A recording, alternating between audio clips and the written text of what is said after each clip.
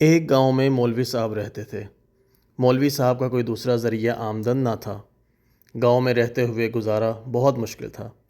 اسی گاؤں میں کوئی نیک دل جاگیردار بھی رہتا تھا، تو اس نے زمین کا ایک ٹکڑا مولوی صاحب کو ہدیہ کر دیا کہ ویسے بھی سارا دن آپ فارغ ہوتے ہیں تو کھیتی باڑی کریں تاکہ گزارا اچھا ہو۔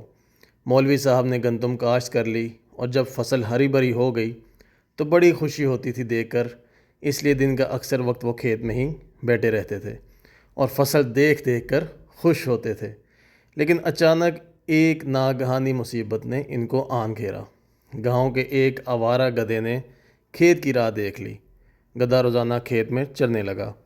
مولوی صاحب نے تو پہلے چھوٹے موٹے صدقے دیے، لیکن گدھا منع نہ ہوا۔ پھر مولوی صاحب نے مختلف صورتیں پڑھ پڑھ کر پھونکنا شروع کر دی، لیکن گدھا پھر بھی ٹس سے مس نہ ہوا۔ ایک دن پریشان حال بیٹھے گدھے کو فصل اجاڑتے دیکھ رہے تھے کہ ادھر سے ایک کسان کا گزر ہوا۔ گدھے کو چرتا دیکھ کر کسان نے پوچھا، مولوی صاحب آپ عجیب آدمی ہیں، گدھا فصل تباہ کر رہا ہے اور آپ ہاتھ پر ہاتھ دھرے بیٹھے ہیں۔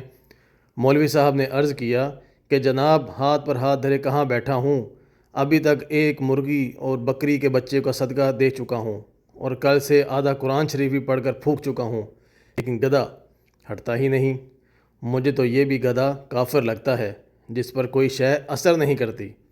کسان کے ہاتھ میں ایک ڈنڈا تھا۔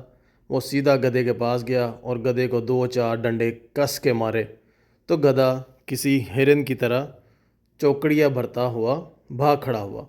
کسان نے کھیت سے باہر آ کر ڈنڈا مولوی صاحب کے حوالے کرتے ہوئے کہا کہ بلا مولوی صاحب، قرآن گدھوں کو بھگانے کے لیے نازل نہیں کیا گیا، گدھوں کو بھگانے کے لیے اللہ تعالیٰ نے یہ ڈنڈا بھیجا ہے۔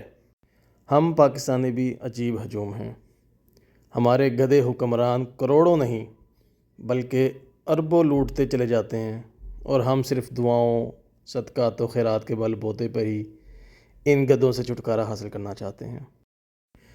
جب تک یہ ہجوم ایک قوم بن کر ان لٹیروں سے نجات کے لیے ڈنڈا استعمال نہیں کرے گی، یہ گدھے ملک و قوم کے تمام وسائل یوں ہی لوٹتے رہیں گے۔